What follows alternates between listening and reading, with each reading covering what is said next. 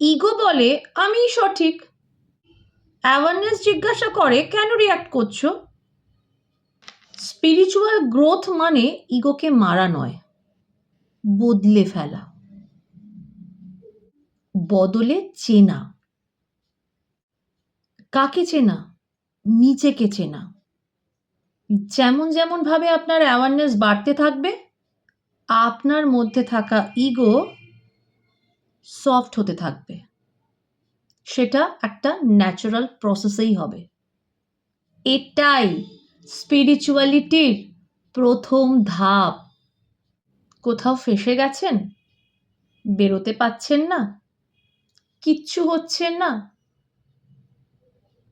স্পিরিচুয়ালিটিতে আসুন,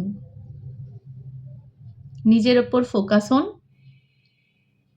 নিজের সমস্ত অজানা প্রশ্নের উত্তর এই স্পিরিচুয়ালিটি একমাত্র দিতে পারে।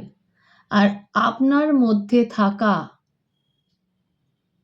যা কিছু খারাপ, সেটাকে চিরতরে দূর করে দিতে পারে।